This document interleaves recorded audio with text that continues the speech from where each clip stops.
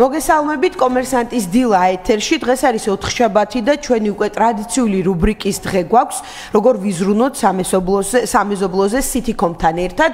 ჩვენ ბოლო რამდენიმე კვირა ვიკრიბებით ოთხშაბათობით და ვსაუბრობთ იმ ძალიან საჭირო მნიშვნელოვან თემებზე, რაც ჩვენს ყოველდღიურობაში სამეზობლოში ურთიერთობის დროს გვხვდება და მარტივად, ასე ვთქვათ, აი ამ პრობლემების გადაჭრის გზებზე ვსჯელობთ მათ შორის. დღევანდელი დღეც არ არის გამონაკლისი, დღეს უნდა ვისაუბროთ თანხების შეგროვებაზე, უпростоრად გავიგოთ სითიქომს რა გამოცდილება აქვს ამ ნაწილში, დაახლოებით რა თანხის მობილიზება მოხერხდა სამეზობლოებში მათი საქმიანობის განმავლობაში და რა საკითხებზე და პროექტებზე ნაწილდება როგორც წესი ეს შეგროვებული თანხები. ჩვენ სტუმრებს წარმოგიდგენთ, ჩვენი დღევანდელი სტუმრები არიან ნათია ორახელაშვილი, აკაუნტ მენეჯერი კომპანია სითიქომის, რომელიც უკვე ტრადიციულად არის ხოლმე ჩვენთან ერთად და ანიტა კალანდია, მომხმარებელთა მხარდაჭერის განყოფილების მენეჯერი. მოგესალმებით, მადლობა მობრძანებისთვის პირველ რიგში. მე ვახსენე რომ თანხის შეგროვებაზე უნდა ვისაუბროთ უпростоრად აი ამ პროცესებზე რისი გავლაც უწევთ სამეზობლოს წევრებს და საკმაოდ შთამბეჭდავი არის თქვენი სტატისტიკა რაც სითიქომს აქვს აი ამ ასე ვთქვათ თანხების მობილიზაციის ნაწილში 55 მილიონი ლარი რომელიც შესაძლოა ეს ერთი შეხედვით ცოტა ასე ვთქვათ დაუჯერებელიც იყოს თუმცა მაინც აი გვაინტერესებს უფრო მეტი დეტალი რა პერიოდიდან როგორ და რა პროცესი გაიარეთ ასე ვთქვათ აი ამ მნიშვნელოვან ასე ვთქვათ მონაცემებამდე. დიახ, მოგესალმებით პირველ რიგში. ჩვენთვისაც ძნელი დასაჯერებელია, რომ სითიქომელმა მეზობლებმა 55 მილიონი ლარის შეგროვება შეძლეს საერთო მიზნებისთვის და ეს სულ რაღაც 7 წლის განმავლობაში მოხდა. თუმცა ეს ყველაფერი იმ მარტივი მიზეზის დამსახურებაა, რასაც სითიქომი ემსახურება და ანუ ზოგადად სითიქომი უწყობს ხელს ამ ყველაფერს და ნუ ამ თანხების მობილიზებას. მეზობლები რიცხავენ თანხას მობაილ ბანკის საშუალებით მარტივად იმ სერვისებისთვის და საჭიროებებისთვის, რაც ჭირდება კორპუსს ყოველ თვიურად და შესაბამისად ამ ყველაფრისთვის გროვდებოდა თანხები ამ წლების განმავლობაში.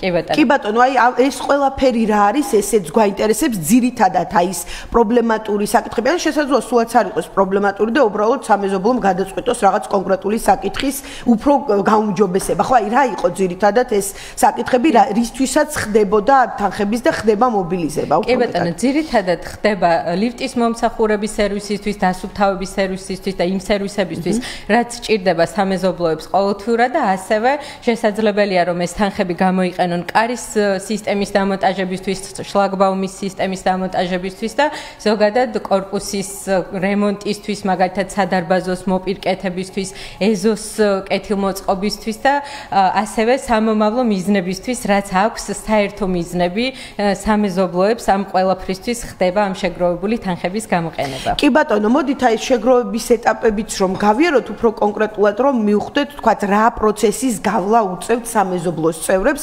იმისათვის რომ საბოლოო ჯამში თქვათ მივიდნენ აი თანხის მობილიზება მოახდინონ იმ კონკრეტული ბიუჯეტის რაც საჭიროა პროექტისთვის და ნუ შემდეგ უკვე მისი განხორციელებაც დაიწყოს. კი, მოკლედ ტარიფი ყოველთვიური, ასე ვთქვათ, საწევრო გადასახადით გინდება კორპუსის ხარჯებიდან და ბინების რაოდენობიდან გამომდინარე. და პირობითად ის 15 თუ 20 ლარი იქნება ეს საწევრო გადასახადი, მობინადრეები ინდივიდუალურად თავიანთ ბალანსზე რიცხავენ ამ თანხებს, როგორც მობაილ ბანკით, ჩასარიცხე აპარატებით, ჩვენი აპლიკაციის საშუალებით და მომენტალურად ისახება უკვე კორპუსის ბალანსზე. ამ თანხის განკარგვა კორპუსის მენეჯერის პასუხისმგებლობა არის, მისი სურვილიდან, მისი ფუნქციებიდან გამომდინარე არის მინიჭებული მასა ეს პრიორიტეტი ასე ვთქვათ და მას შეუძლია ასევე როგორც ავტომატური გადარიცხვებით მოახდინოს ეს გადარიცხვა, ასევე დანაზოგი სახით შექმნილი ნაშთი გამოიყენოს უკვე კორპუსის განვითარებისთვის ნებისმიერი ხარჯისთვის და ზოგადად ამ ყველაფერს ტრანზაქციებს, როგორც პირად ტრანზაქციებს და ასევე კორპუსის ტრანზაქციებს ყველა მეზობელი გამჭრელად ნახულობ ჩვენ საიტზე და აპლიკაციაში. რაც ძალიან მნიშვნელოვანი საკითხია, იმიტომ რომ ყველა საინტერესებს, ნუ შესრულებული საქმის შემდეგ როგორ მოხდა თანხების განაწილება. აი ჩვენ ვისაუბრეთ იმ სერვისებზე, ნუ ალბათ რაც ყველასთვის ნათელია ძირითადად რა საკითხები არის ხოლმე ამ სამეზობლოში, თუმცა ასევე საინტერესო მეორე მხარე, ასე ვთქვათ, ვინ არიან, ანუ როგორ ხდება კომპანიის შერჩევა და ვინ არიან ძირითადად აი ეს კომპანიები თუ ადამიანები, ვინც ასრულებს აი ამ კონკრეტულ სამუშაოს. კი ბატონო, ეს ადამიანები არიან ფიზიკური პირები ან კომპანიები, რომლებიც ყოველთვიურად მომსახურებას უწევენ კორპუსებს. მათი მოძიება მარტივად შესაძლებელი არის სერვის მარკეტზე, სადაც უკვე 5000-მდე პროვაიდერი და სერვის მიმწოდებელი სპეციალისტი არის განთავსებული. ამ სერვის მარკეტზე მარტივად შეუძლიათ თავმჯდომარეებს, რომ მოიძიონ სასურველი სერვისი, როგორც დასუფთავების, ასევე ლიფტის მომსახურების ან ნებისმიერი იმ სერვისის, რაც ჭირდება კორპუსს.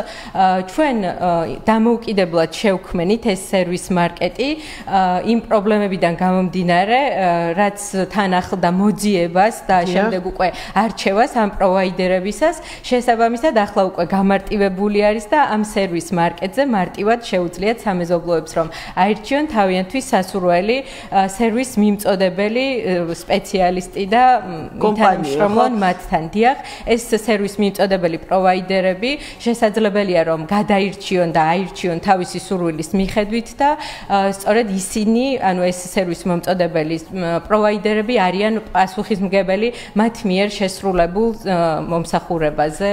კი ბატონო, ანუ ეს კომპანიები პრინციპში უკვე დატესტილები არიან და სანდოობის ნაწილიც რახან თქვენ ასე ვთქვათ ბაზაში გყავთ, აღარ დგას, იმიტომ რომ ეს შერჩევა ნამდვილად ცალკე ამბავია აი ამ პროცესში, ხო? სხვადასხვა კორპუსების კმაყოფილებიდან გამომდინარე მოხდნენ ეს პროვაიდერები ჩვენს სიაში, ესე რომ ვთქვათ და შესაბამისად მათი სურვილის მიხედვით უკვე შეუძლიათ რომ აირჩიონ თავმჯდომარეებმა თავიანთვის სასურველი სერვისი. კი ბატონო, მოდით აი სერვისების ნაწილზე და მაგალითებზეც ვისაუბროთ, იმიტომ რომ ალბათ სმენელისთვის და მაყურებლისთვის უფრო ცხადი რომ გახდეს, რა ხომ არ გაიხსენებთ რაიმე კონკრეტულ თქვათ პროექტებს, ისტორიებს, რა დროსაც მოკლედ სამეზობლო გაერთიან და შეაგროვა თანხა და განახორციელეს პროექტი. კი, ნებისმიერი საჭიროებისთვის შეუძლიათ თანხა შეაგროვა პირველ რიგში, ამით დავიწყებ. თუმცა ბოლო პერიოდში კორპუსისთვის მოპირკეთებისთვის 1000-ობით ლარები არის შეგროვებული და ბოლო პერიოდში მე მახსენდება 20000 ლარი შეაგროვეს და გამოцვალეს ლიფტი. ახალი ლიფტი შეიძინეს ამ თანხით. ნებისმიერი დანიშნულებით და ნებისმიერი ხარჯებისთვის შეიძლება რომ თანხები შეგროვდეს და ყველა მობინადრე ამაში არის ჩართული მაქსიმალურად რომ მათი წვლილი შეიტანონ კორპუსის განვითარებაში და ასე შემდეგ.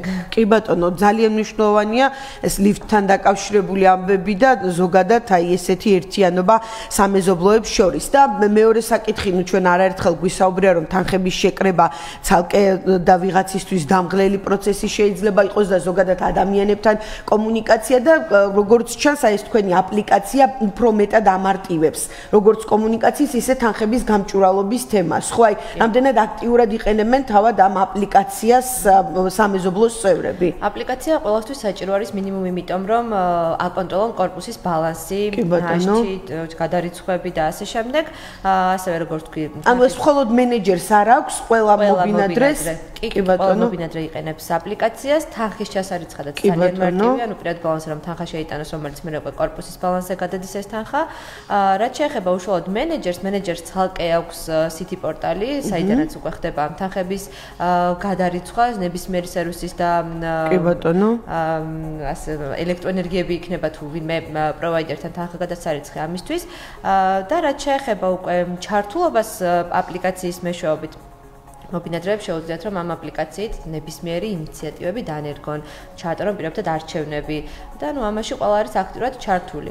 მენეჯერს რაც შეეხება ჩვენი მხრიდან სიტიკომმა რომ ეს რუტინული და ასე ვთქვათ ცოტა რთული საქმე შეიძლება ცოტა რთულად აღიქმებოდეს, თუმცა სულაც არ არის რთული საქმე, რომ ჩამოიშოროს ჩვენი მხრიდან ხდება დახმარება, ყავს პირადი ასისტენტი და ნებისმიერ საკითხში არის ჩვენი მხრიდან ჩართულობა მასთან, რომ ეს დრო კიდევ უფრო შეუმციროთ მას. კი ბატონო, ეს ბიუროკრატიულ ნაწილს მოკლედ სიტიკომი საკუთარ თავზე იღებს და აი თქვენ ახსენეთ რომ ჩართულობა სამეზობლოს მხრიდან და ამ ნაწილზეც მინდა ბოლოს ვიკითხო, რამდენად მნიშვნელოვანია თქვენთვის აი სამეზობლოს წევრების აზრი გაუმჯობესების ნაწილში. ხო, ალბათ პროცესები გაიარეთ, სანამ აპლიკაციამდე მიხვედით იმ კონკრეტულ ასე ვთქვათ ოფციებამდე, რაც დაემატა, რამდენად ხდება მათთან ამ დონეზეც კომუნიკაცია, რომ აი სერვისების სამომავლოდ ამის მიხედვით გეგმავთ, ვთქვათ რა გაამარტივოთ ან რა მიმართულებით წავიდეს კომპანია. კი, ჩვენ პერიოდულად ყოველთვის გვაქვს ხოლმე კვლევები მომხმარებლებთან, თუ რამდენი კმაყოფილები არიან, რამეს ხომ არ შეცვლიდნენ, ან გამოასწორებდნენ ჩვენთან მიმართებაში და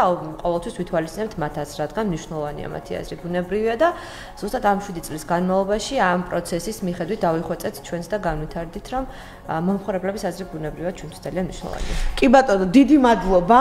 წარმატებებს გისურვებთ. მე შეგახსენებთ, რომ ჩვენ ყოველ 4 შაბათს Citycom-თან ერთად საუბრობთ იმ პრობლემატურ და საჭიროებო საკითხებზე, რაც სამეზობლოებში არის. ჩვენი რუბრიკა გახლავთ, როგორ ვიზრუნოთ სამეზობლოზე Citycom-თან ერთად. დღეს ჩვენი სტუმრები იყვნენ ნათია ორახელაშვილი, Citycom-ის account manager და ანიტა კალანდია, Citycom-ის მომხმარებელთა მხარდაჭერის განყოფილების მენეჯერი. მადლობა წარმატებები და ერთი კვირით გემშვიდობებით. მადლობა. ნახვამდის.